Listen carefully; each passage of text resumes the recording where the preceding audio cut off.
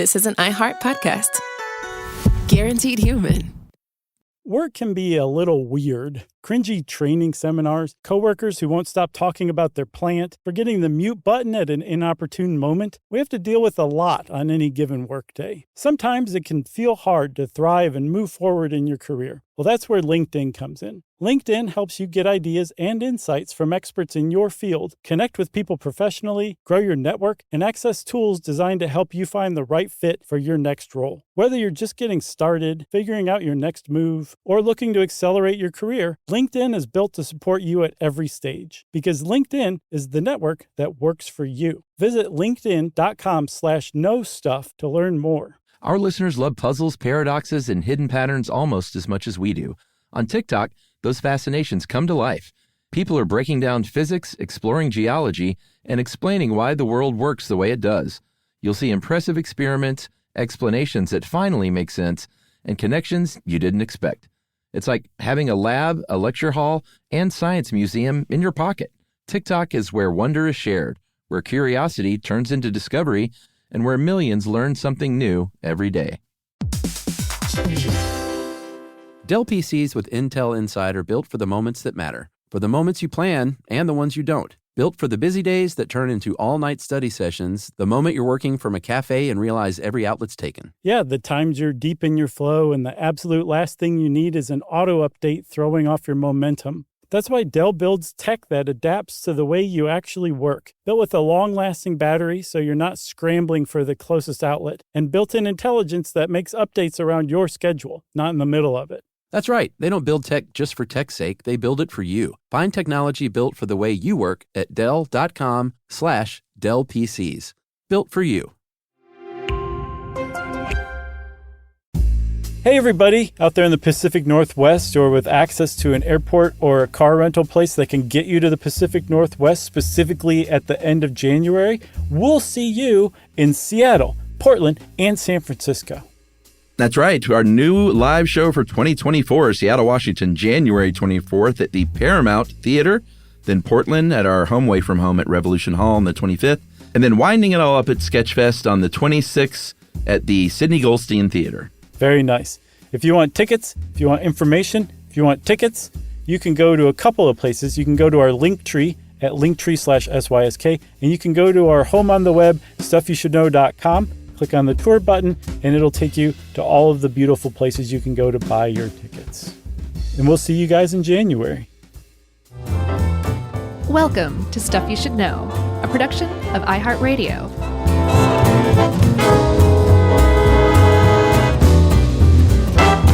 Hey, and welcome to the podcast. I'm Josh, and there's Chuck and Jerry's here too. And this is Stuff You Should Know, the last edition of the 2 to the O to the Deuce tray. Oh, is this our final of the year?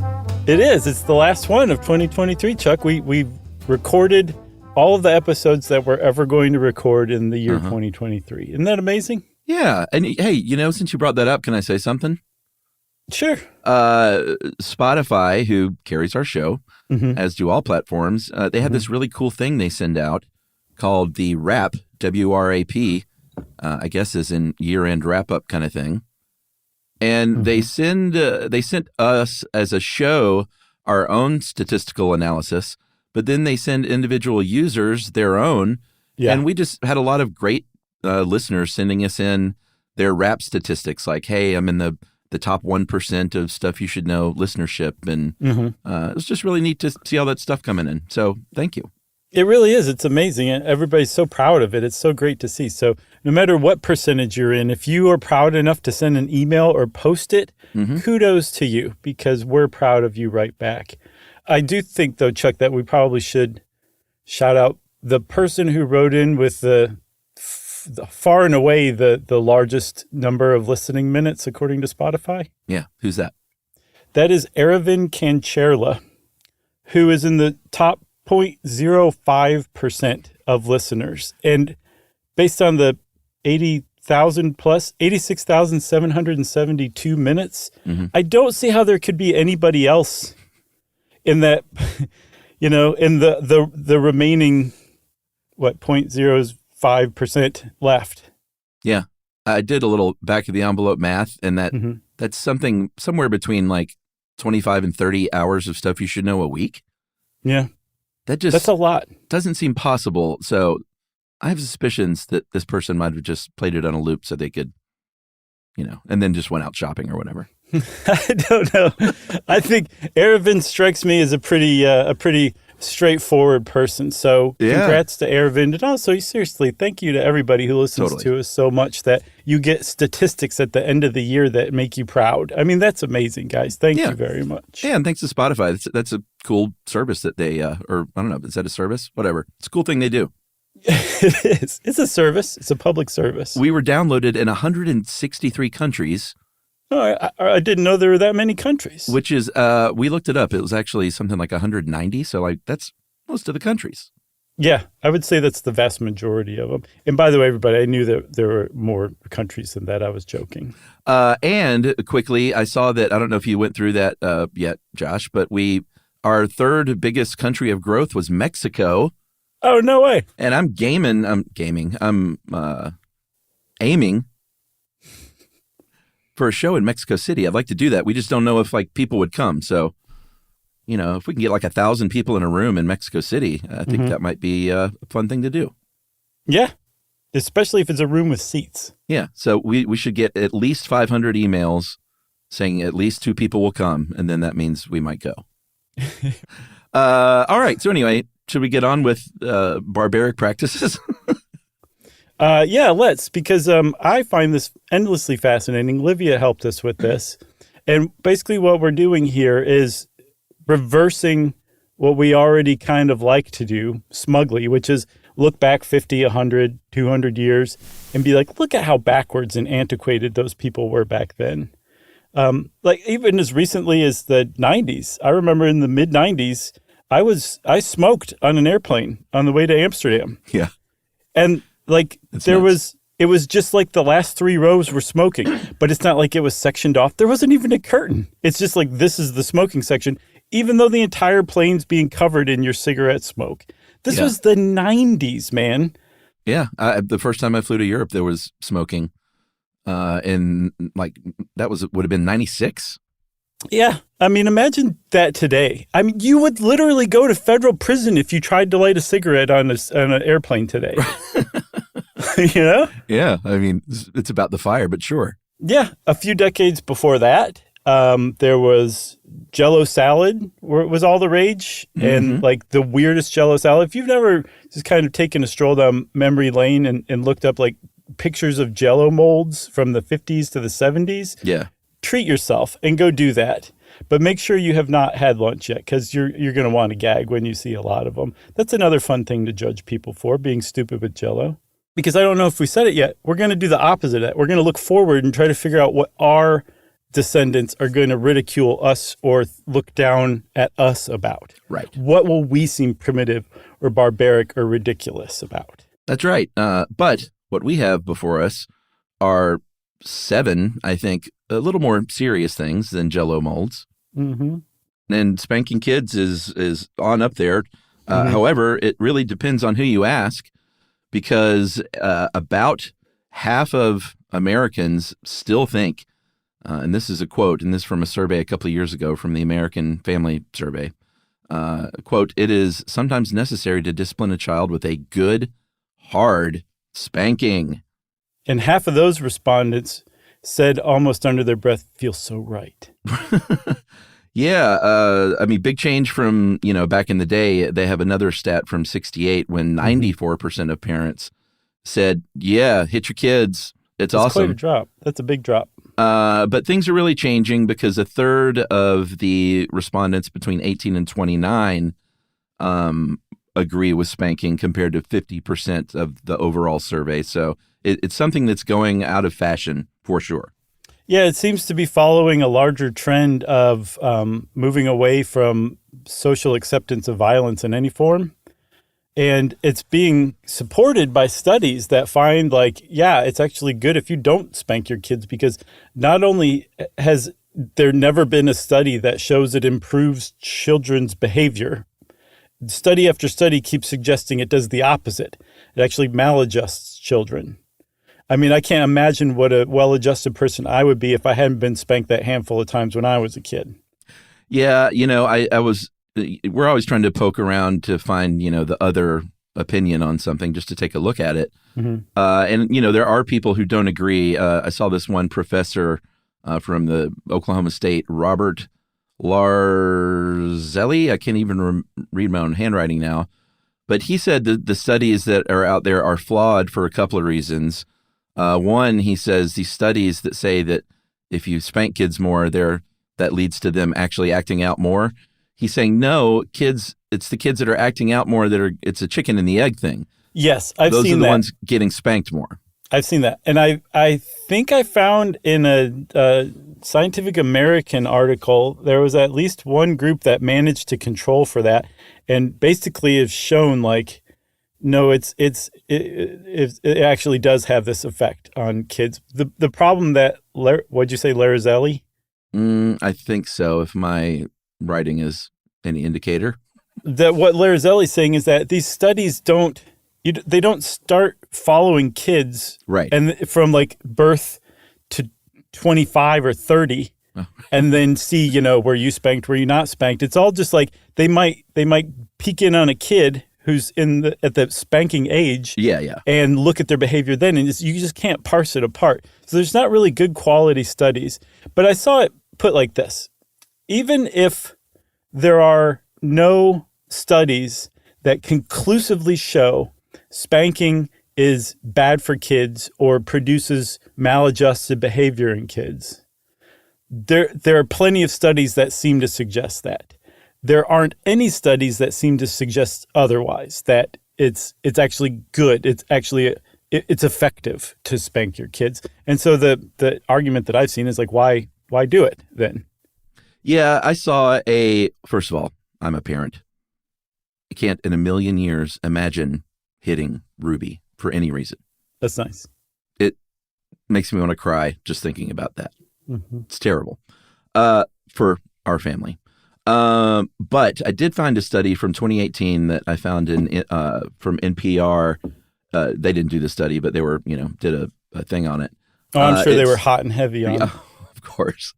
It was what they claim, and it seems like probably one of the most robust studies, at least that looks at countries that have banned spanking, because I think something like 62 countries have banned spanking, starting with Sweden in 1979. Did you even know there were that many countries?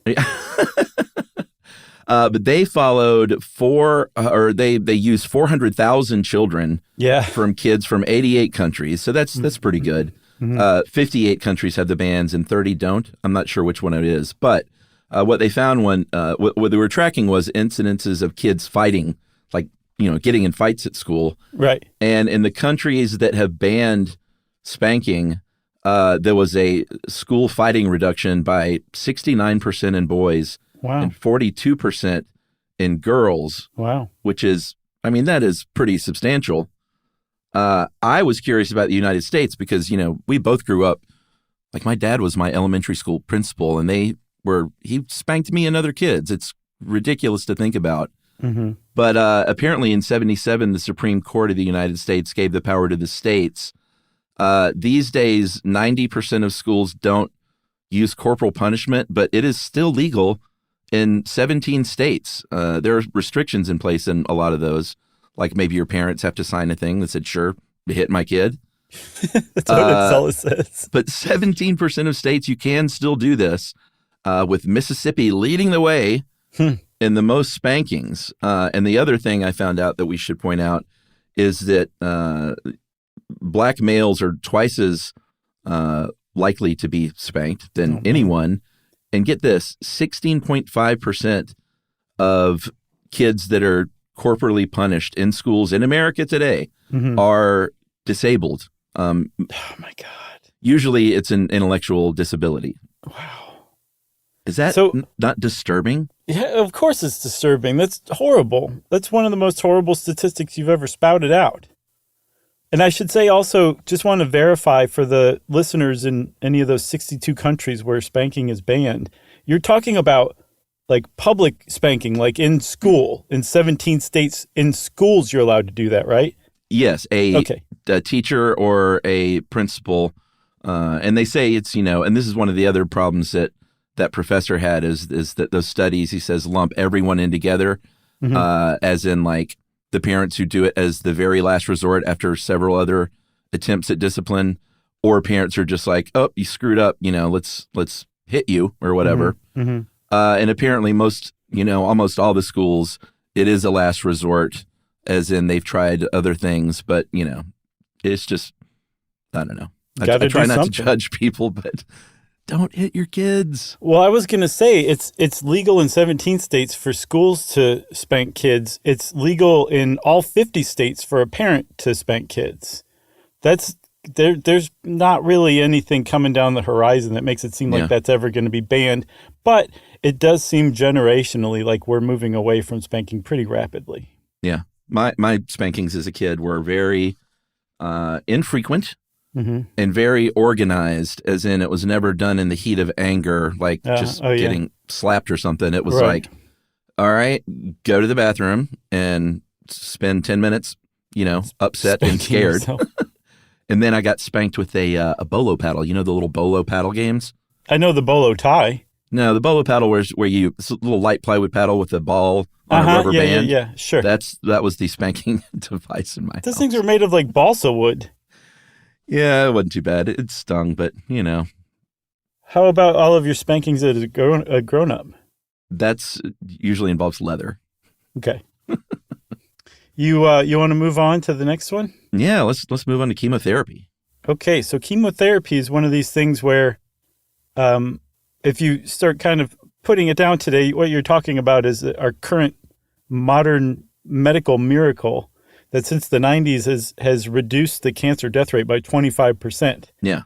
It's a really big deal that we have chemotherapy now. It's saved a lot of lives. Yeah, this is not poo-pooing chemotherapy. No, it's not. The reason why we can probably guess that our descendants down the line are going to look at chemotherapy as fairly primitive and barbaric is because it's so indiscriminate. Yeah. In how it harms the body. It harms the whole body in order to kill the cancer cells, right? And we're moving, it seems like, much more toward far, far more specific and tailored medicine. And so all of the side effects and the horribleness that come with chemotherapy, even though it does save lives, will be going away in future decades, it looks like. Yeah, and it seems like, and we're going to talk about a few ways that things are becoming more specific, but that seems to be the way it's all trying to go, is instead of just like killing all the cells, let's see if they can just specifically target cancer cells, and then eventually, get down to, the human specific targeting of things, which would be amazing, obviously. Yeah. Or, patient specific. Right. But one of the first ones is antibody drug conjugates. And this is a type of chemotherapy, but it combines chemotherapy, like the drugs used in chemotherapy, with monoclonal antibodies, which are, lab, just like antibodies that we have in our body, except they're created in a lab. Right.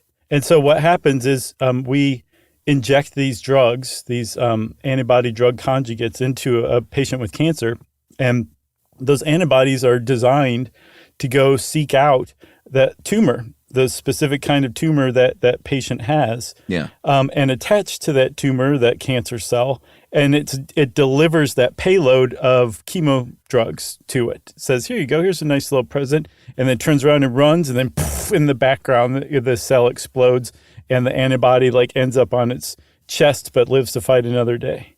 Yeah, exactly. If we're headed in that direction, that's fantastic. Yeah. Vaccines is another one.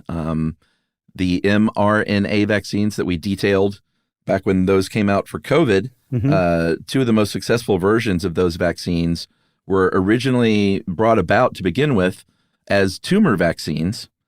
And the idea is to use sort of that same technology to just specifically target tumors themselves. So it's not like a vaccine to prevent a disease. It's a shot that will essentially specifically shrink a tumor. Yeah, just like the mRNA vaccines for COVID trained the body to look for and respond to COVID viruses, saying like, hey, if you see anything with this little horn on it, the spike, go after it. They're doing the same thing with tumors, right? So that's boosting the immune response. It's also training the immune response. So technically it does qualify as a vaccine. And because, like we talked about in the COVID vaccine episode, this mRNA technology is just so... You can just, it's just like ready to wear vaccines, basically. Yeah. Apparently they have reached a turning point. And in the next 5 years, a lot of cancer researchers are saying we're going to see a lot more cancer vaccines coming down the pike. Amazing. And then what I talked about earlier, like making, like targeting cancer cells specifically is like a great direction to go. But really getting into personalized cancer care will be the next step beyond that.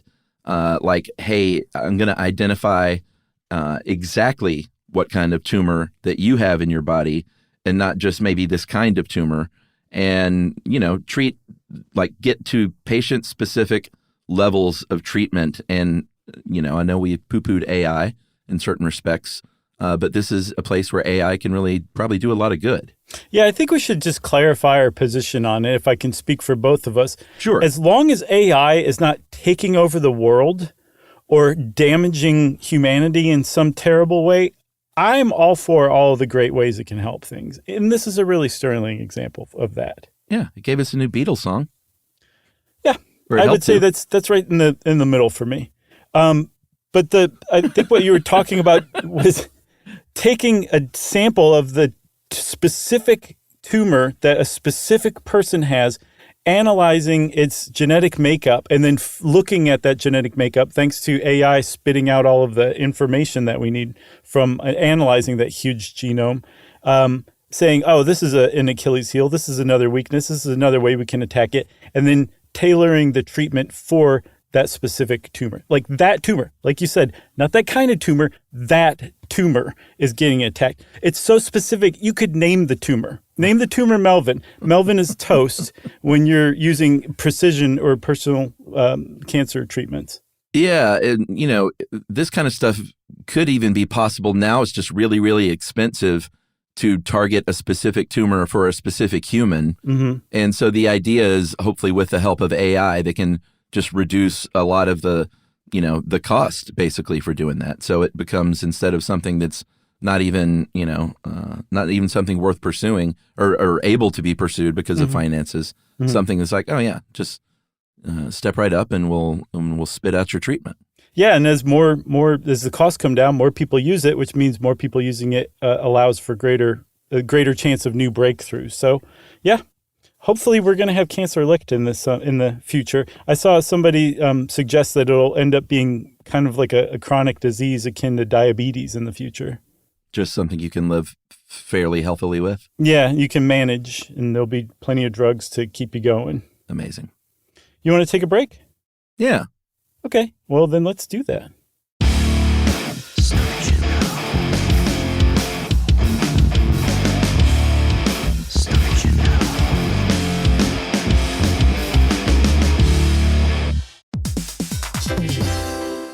Hey everybody, here's a fact for you. In the United States, there is a break-in every 26 seconds, and that means that somewhere right now, an intruder is getting closer. And the problem with most security systems is that they only alert you after the break-in has started, and that's too late. Well, that's what makes SimpliSafe different. They use alerts. SimpliSafe's US-based live agents, they identify threats on your property and help deter them before they actually break in. So the intruder never gets into your house. The crime is stopped before it even starts. That's right. And another great thing about SimpliSafe is they have no long-term contracts. They give you peace of mind and great value with their monitoring deterrence plans because they just start at about $1 a day. Yeah, SimpliSafe sent us a setup years back, and I still use mine every day. Yeah, and apparently setup, you can do it by yourself in under 30 minutes, so it's a really good value and it doesn't take long. So if you want to experience the SimpliSafe peace of mind, you can take advantage of the SimpliSafe discount offered to Stuff You Should Know listeners. Right now, you can get 50% off your new system by visiting simplisafe.com/stuff. That's half off at simplisafe.com/stuff. There's no safe like SimpliSafe.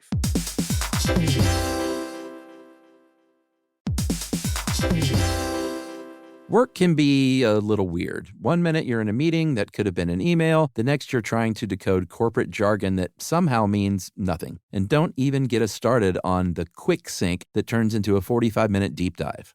Yeah, well, the truth is figuring out your career isn't always straightforward. Whether you're trying to grow, pivot, or just stay relevant, it can feel like you're navigating it all on your own. Well, that's where LinkedIn comes in. That's right. LinkedIn can help you grow your career, helping you confidently navigate your path with insights, ideas, and inspiration from your professional community. You can stay up to date with the latest trends in your field, connect with people who get it, and discover opportunities tailored to your goals, your experience, and what actually matters to you. Whether you're looking for something new or just trying to grow where you are, LinkedIn gives you the tools and connections to move forward with confidence. Because LinkedIn is the network that works for you. Visit linkedin.com/knowstuff to learn more.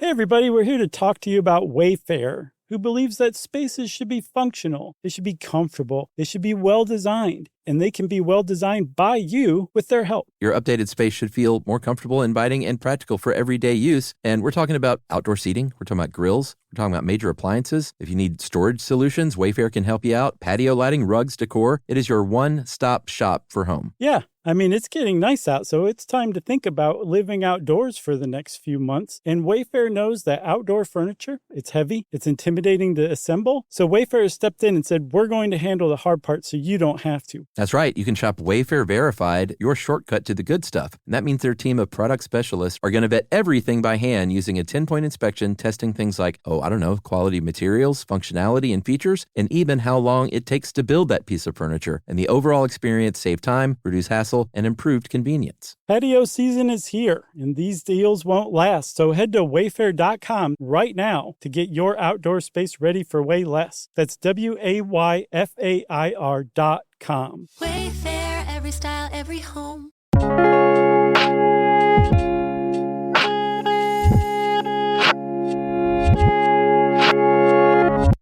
All right. Next up on the list of things that people may one day look back and say, why did you do it that way? Dummies of the 21st century, is organ transplants. We have a pretty great episode on organ transplants somewhere in our back catalog. It feels like a long time ago. It was a little while. But what we're basically talking about, and again, organ transplants, awesome.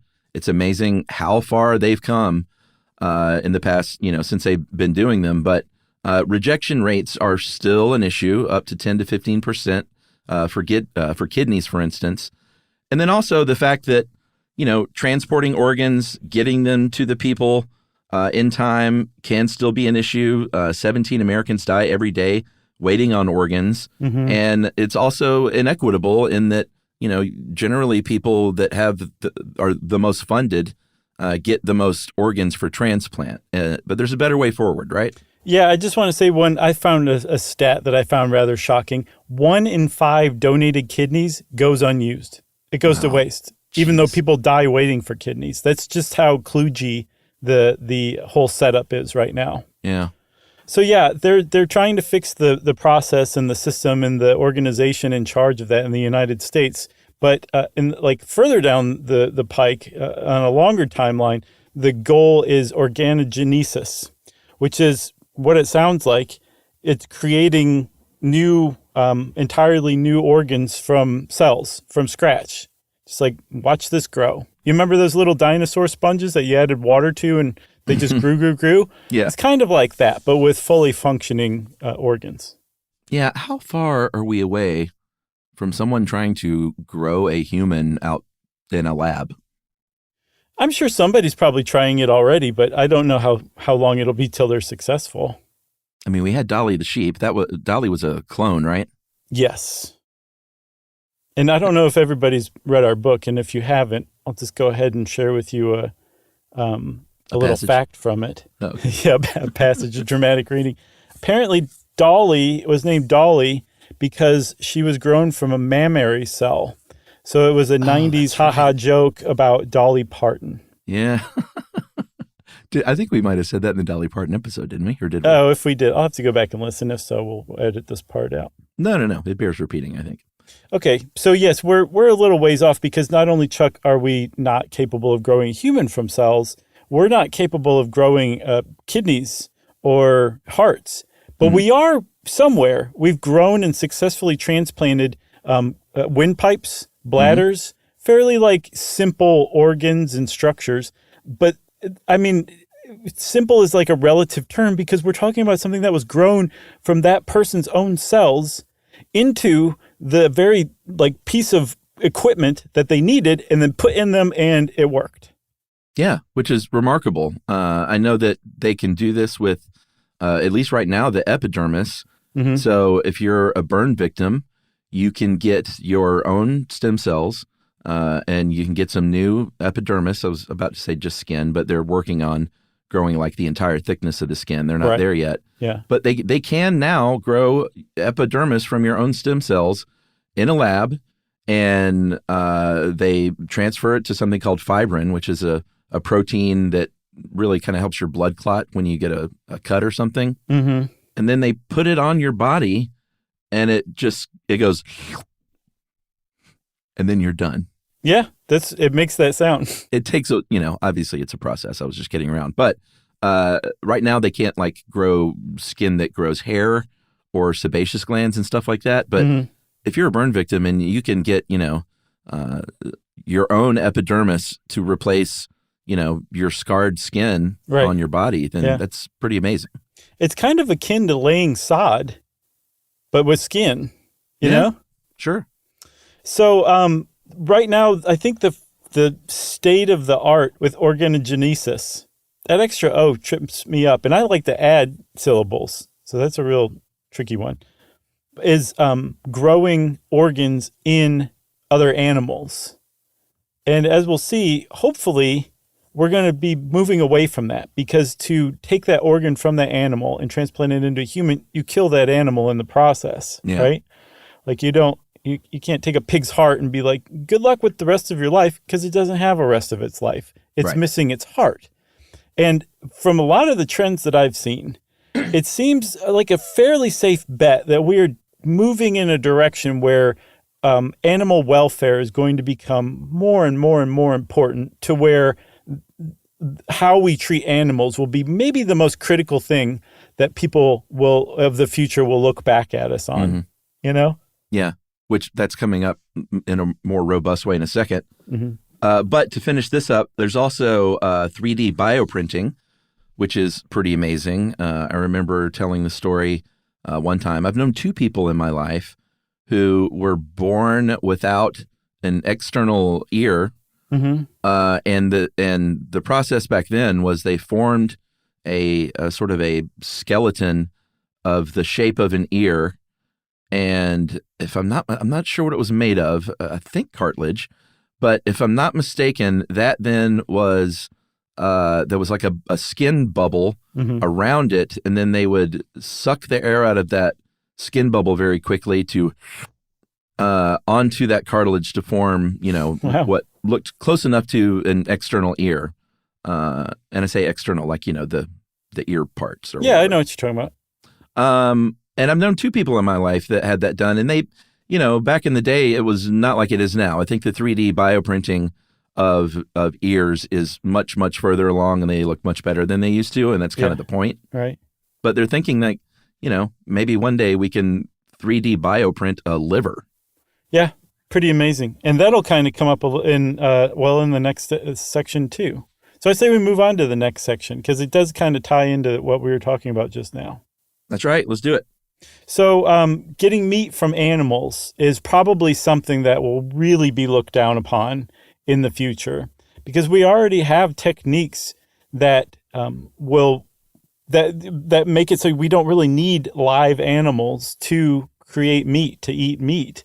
And yet we're still eating meat. And that's despite, and I'm very much guilty of this too, that's despite knowing how horrific and terrible factory farming is for the animals themselves, for the environment. People just really love meat, and it's tough to give up. So rather than forcing people to give up, there's other alternatives that people are working on to replace it. We're going to need to do that too, because apparently, Chuck, the growing demand for meat is going to be totally unsustainable in the next couple decades.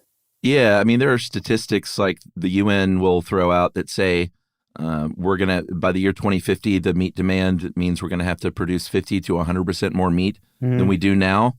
But there's also other people saying like, hey, this whole notion of, wealthier countries eat meat because they can afford it, and countries that are more developing eat agriculturally largely or vegetarian because they're forced to, isn't really the case or at least moving forward, it looks like, because what they found is the emerging trend is that people are eating less meat once they get enough wealth to afford it for a bunch of reasons, and one of which is what you're talking about, is there's just a forever changing way that humans look at animals and animal welfare, for one, and also, red meat and the fact that it's terrible for your body is another one. And terrible for the environment. Livestock raising, that includes transportation, tractor emissions, but also methane from the cows shooting ducks all the time. That accounts for 14.5% of global greenhouse gas emissions. So it has like this triple impact, triple negative impact on the animal's welfare, the human body, and the health of the earth. And for those reasons, it does seem like people in wealthier countries are starting to move away from meat. And so I think the Organization for Economic Cooperation and Development, they released the agricultural outlook within the last couple of years, and they predicted that around 2075, the whole world will start moving away from meat, and that eventually we're just going to stop eating what's called carcass meat, very appropriately, altogether. Yeah. Can I tell you something really quick about a Instagram video I saw today? Yeah. It has to do with the cows and the methane. Actually, our colleague, our old friend Tamika at work posted this. Yeah. And it was a video of a guy that was showed how they treat bloat in cows. Have you seen this? No. When a cow gets bloated with gas, they stick a needle into the cow's stomach, releasing methane, and they light that thing so they can see a flame to judge like how much gas is still in there. Oh, wow. So there was a video of a cow with a blowtorch coming out of its side, essentially. Wow. What was the cow's expression like? Well, all I saw was the cow, but the guy who was hosting the video, his expression was horrified, because he was like, can you believe that this is where we are in the world? Yeah, I totally can believe that. That doesn't surprise me at all, to tell you the truth. And they're trying to help the cow, but it's, the reason the cow's there is because of factory farming. Right. Tamika, by the way, has one of the better non-celebrity Instagram feeds you can find. Yeah, Tamika, this is great. It's good stuff. But what you were saying about moving away from, what'd you call it? Carcass meat? Yeah. There are two main ways that's happening right now, and that is obviously what they call novel vegan meat replacements. Fake meat, impossible stuff, beyond stuff. And then lab-grown meat, which, did we do a whole episode on lab-grown meat? Yeah, we did a while back. I thought so. We should update it like we did the recycling episode. Like so much stuff has changed since then, I'm sure.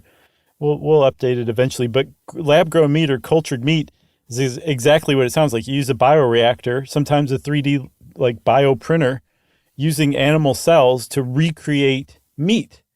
And I think there's a consulting group called A.T. Kearney. They predict that by 2040, which is not that long off, everybody, up to 60% of global meat consumption will be from cultured or non-vegan meat replacements. Yeah. That's significant. That's a huge change. There may be countries that are developing now that won't even eat carcass meat when they become wealthy because the replacements will have become so great, there'll be no reason to eat meat. Yeah. If you ask the CEOs of Beyond and Impossible, they're going to say in 15 years, there will be no more eating of meat. Yeah. That's a little ambitious. And I think that, Sure.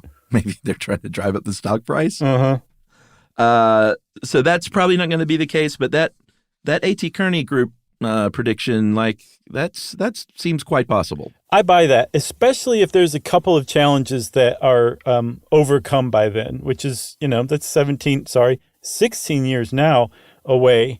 And that's plenty of time to overcome some relative speed bumps. One is flavor? Replicating. No, I think they have flavor kind of licked, at least as far as cultured meat goes. Yeah, texture. texture's the problem because you don't want to eat like a little SCOBY of beef that tastes just like beef but looks like a SCOBY from a kombucha batch. Yeah. No one wants to eat that.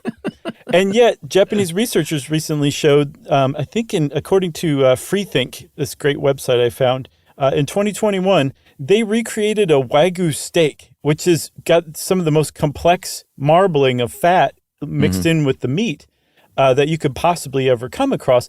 And they faithfully recreated one. I'm sure it cost them $1.5 million to make that one steak, but there was a proof of concept that it can be done.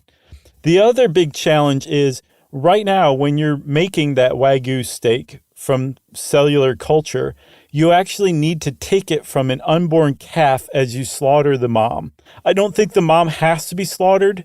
I think they just take it while they're slaughtering the mom. Yeah. And that's what they use to grow meat right now. And a lot of people are like, no, still I'm not okay with that. It's still an animal suffers somehow, some way. And so there's a company called Meatable, a Dutch company that said, we got this. We got our way around this. Yeah. They made a sausage in July 2022 that was lab-grown sausage, lab-grown pork. But it did not use, I don't think we said what it's called, fetal bovine serum is that blood drawn from the cow's fetus. And that's what you said is typically used. But they didn't use that at all. It was, there was no animal involved. Yeah, they used cells from like a live animal that was unharmed by it. Well, yeah, that's what I meant. No animal involved as in their death was not involved. Right, exactly. Yeah, the animal couldn't have cared less either way from what I understand. They were in the process of they were being degassed, so they had bigger fish to fry than somebody scraping a few cells off their hindquarters, you know? It's like I got a blowtorch coming out of my side. Exactly. Okay, I say we move on. Oh, but first, Chuck, let's take a break. Because it's that kind of time. Let's do it.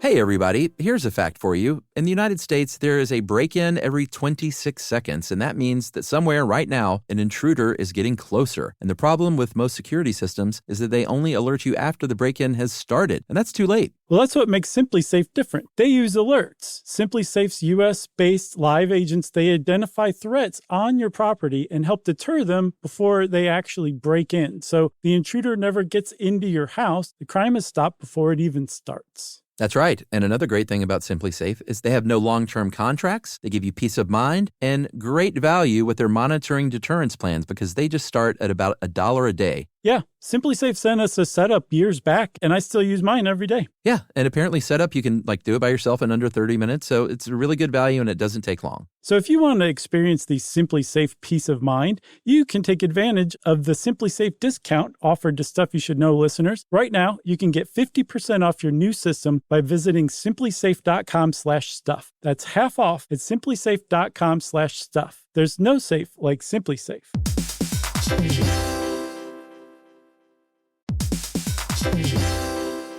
Work can be a little weird. 1 minute you're in a meeting that could have been an email. The next you're trying to decode corporate jargon that somehow means nothing. And don't even get us started on the quick sync that turns into a 45-minute deep dive. Yeah, well, the truth is figuring out your career isn't always straightforward. Whether you're trying to grow, pivot, or just stay relevant, it can feel like you're navigating it all on your own. Well, that's where LinkedIn comes in. That's right. LinkedIn can help you grow your career, helping you confidently navigate your path with insights, ideas, and inspiration from your professional community. You can stay up to date with the latest trends in your field, connect with people who get it, and discover opportunities tailored to your goals, your experience, and what actually matters to you. Whether you're looking for something new or just trying to grow where you are, LinkedIn gives you the tools and connections to move forward with confidence. Because LinkedIn is the network that works for you. Visit linkedin.com/knowstuff to learn more.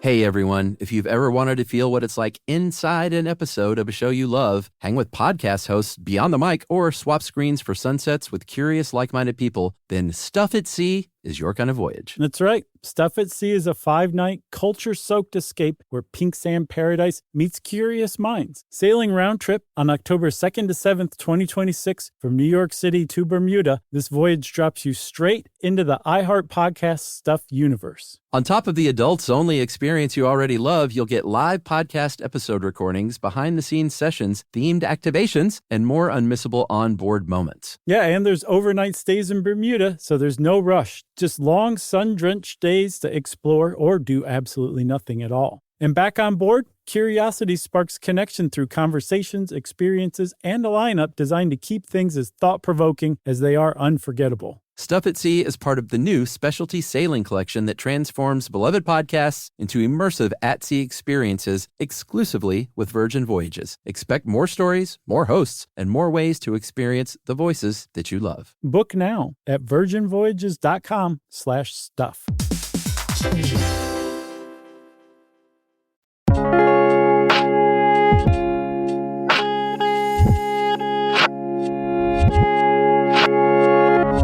Okay, we're back, Charles. We're talking about what people in the future are going to think of us based on the stuff we do today that may seem primitive. And one of them might not seem, well, it could seem primitive. It'll seem quaint probably, is driving a car yourself. Yeah. Or maybe even owning your own car. Because the predictions for the future are that car hailing apps will become so ubiquitous that you're going to need your own car less and less and less. This is a prediction from Kara Swisher, the New York Times tech columnist. Sorry, Kara. That in not too many years, owning your own car is going to become obsolete. And then eventually the next step, this is me adding to that prediction, those cars that pick you up when you use a ride-hailing app will not have a driver in them. You will just get in the back and go. Yeah, I mean, self-driving cars has been in the news a lot over the past, decade or so. I remember being in San Francisco a couple of years ago and seeing a car with a crazy contraption on top, and I was like, "What in the world is that?" And is that a Google Maps or Google Earth like thing taking pictures? That car's wearing braces. And then I looked inside. I was like, "No, there's no human in that car." And it kind of startled me, but... Did you shout witchcraft? Right. I did. I threw a Molotov cocktail at it to take care of that problem. Nice.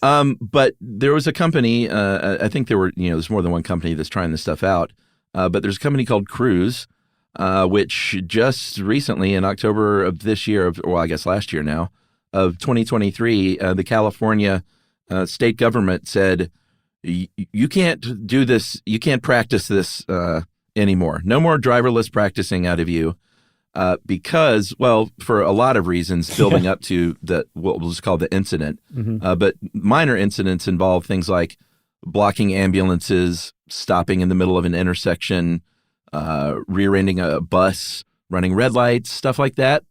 But the big incident was when a pedestrian finally was bound to happen, was hit in downtown San Francisco when she was hit by another car driven by a real human, knocked into the other lane, and then the Cruise car apparently braked, but then rolled over her anyway, pulled her forward, and then stopped on top of her. Just stopped. It was like, okay, I'm fine. I don't know what to do. I'm just going to freeze right here on top of this pedestrian. So, yeah, Cruise is far and away the only company from having problems with their tech that they're working on. They're just the most recent poster child of the problems with self-driving cars. Yeah, she didn't die, by the way. No, thank you for saying that. Yeah. The point of this is that despite these setbacks, we exist in the time of setbacks. In a couple of decades, we'll exist in the time where we're beyond those setbacks and we have driverless cars. These setbacks don't mean that we're never going to have driverless cars. In fact, even people who are super skeptical of them right now still admit we're probably going to have them at some point in the future. Yeah. It's just a question of when. And it seems like we're a little further behind than we may have thought a few years ago. Yeah. And, one thing that if it's not, I think the road there may not be as abrupt because we already see in newer cars a lot of things like lane assistance. Like your car will correct itself and steer itself back if it sees that it's driving off the road. Right. Like if you're drowsy or you're on your phone, which you should never be. So you see like lane assistance and stuff like that.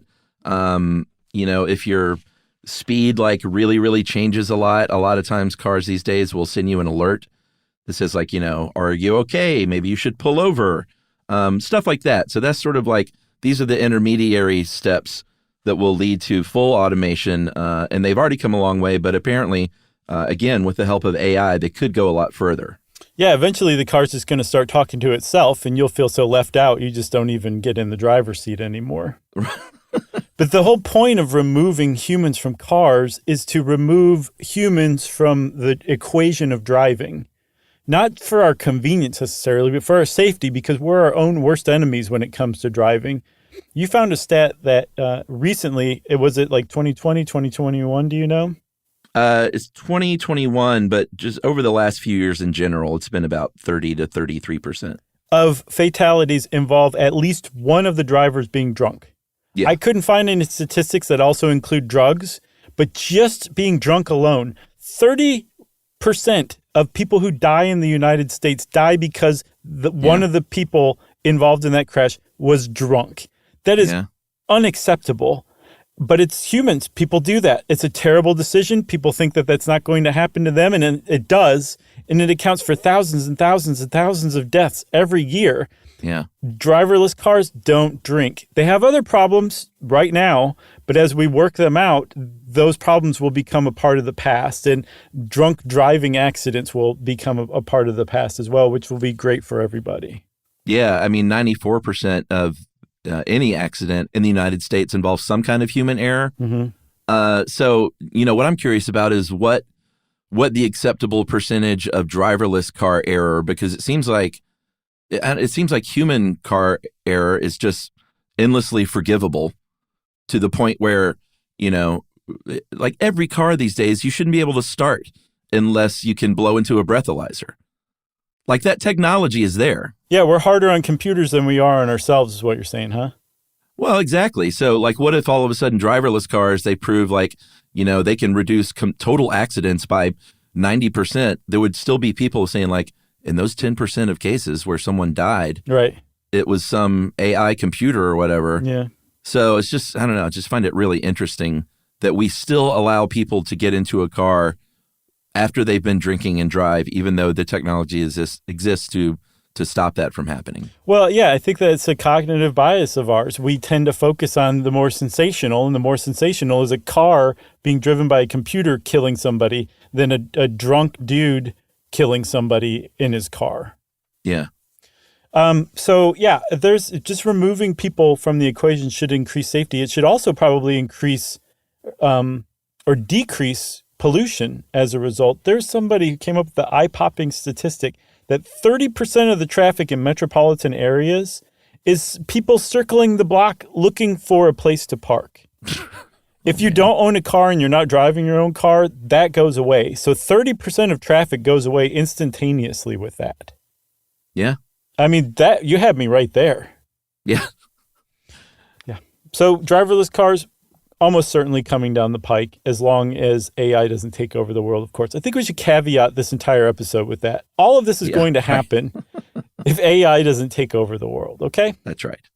And we're going to finish up with a couple of shorter ones that I think are just pretty awesome and interesting.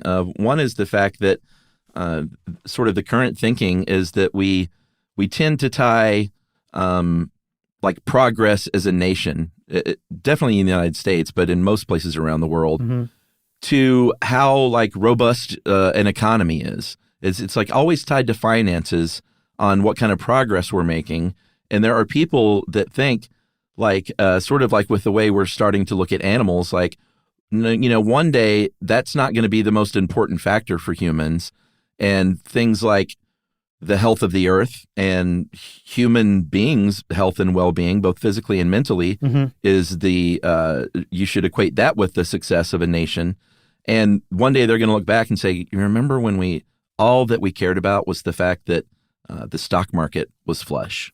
Yeah, because GDP just tells you whether an economy is growing or shrinking. right? That's basically all it tells you. And it leaves out a lot of stuff, like you said, human well-being, things like whether people are dying of deaths of despair or whether they're generally happy, how many resources are being depleted, is anybody working on an alternative to that?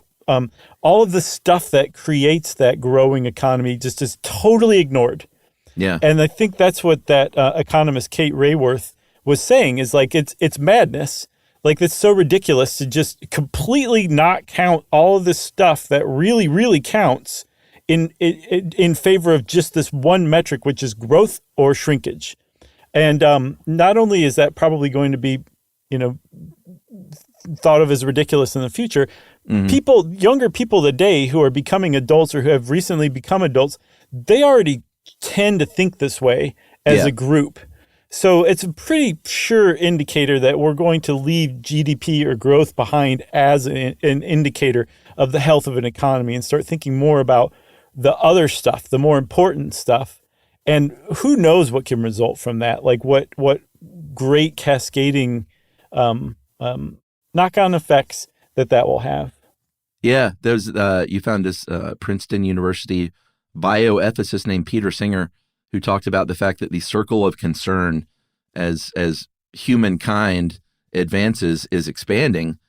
And that's just a wonderful thought. And, you see it in everything from the fact that, we've laughed before at like the Mad Men episode where people used to just willingly throw litter on the ground to, we look back at that as barbaric generally. And that's just one small example. So as humans are evolving down the line, that circle of concern is expanding, and people are caring about more and more things that they didn't care about before, and that's great. Yeah, and Peter Singer, by the way, is a very famous ethicist as far as animal rights are concerned and animal welfare. His whole thing is like, we're going to stop focusing on conspicuous consumption, and rather you'll be more considered like a great person, not from your wealth, but from your charity and your charitable giving, which would be great. Yeah, and then that circle of concern kind of leads us to our last one too, because the most recent inclusion into the circle of concern is the environment, the earth, the health of the earth. And this one is just a sure gimme. There's no way that we're not going to be looked down upon for this by our descendants, and that is burning fossil fuels. Yeah. In 500 years, who knows, maybe sooner, it seems like people will definitely look back and say, I can't believe that we used to burn fossil fuels like we did. And for a lot of reasons, not just the process of removing fossil fuels and all that goes into that, or even the climate and the ozone, which are all huge concerns, obviously. But just things like pollution and air quality, and the fact that, that kills people and that costs so much money in healthcare. I think there was a study from the University of Wisconsin in Madison that said if we stopped burning fossil fuels altogether, it would eliminate about 50,000 premature deaths per year because of air quality alone, and about $600 billion annually in the U.S. alone in healthcare costs. Yeah, and I think even more than looking at us as like dum-dums for ignoring that, we're going to be looked at as kind of reviled because of the future we'll have delivered our descendants because of the climate change we just allowed to happen. Yeah. I saw a WHO estimate that 250,000 additional deaths per year are expected to come each year between 2030 and 2050 because of climate change, from things like heat stress, malnutrition, insect-borne diseases. That an additional 250,000 people are going to die every year because of climate change, starting 6 years from now. That's nuts. So I can only imagine what the people of 2100 are going to think of us. Hopefully they'll have everything under control by then, but they're probably going to be pretty ticked off that they had to go to the trouble. Yeah. You can see this coming because it already happens now, once again, by seeing younger generations already looking at previous generations as barbaric. Yeah. And how we treat the earth. For sure. I saw an RHS financial estimate or prediction that the oil market will collapse this decade, that we're just based on current trends now and the way people think now, that probably we won't be using oil nearly as much in the next 10, 20 years. Very interesting. Yeah. The future is interesting, Chuck. And it is the future. As a matter of fact, it's almost 2024. And I just want to say Happy New Year to everybody, huh? That's right. Happy New Year, everyone. We thank you once again for your support. We say it all the time. If there was no you, there would be no us. We are always grateful that we are allowed to do this job because you listen. Yeah, thank you. And Happy New Year to everyone. Happy birthday to Yumi. And Happy birthday. Thanks, Chuck. And we'll see you guys next year. And if you want to get in touch with us in the interim, in this very short time left in 2023, you can do it via email, almost instantaneously. Wrap it up, spank it on the bottom, put a sash on it that says 2024, and send it off to stuffpodcast@iheartradio.com. Stuff You Should Know is a production of iHeartRadio. For more podcasts from iHeartRadio, visit the iHeartRadio app, Apple Podcasts, or wherever you listen to your favorite shows.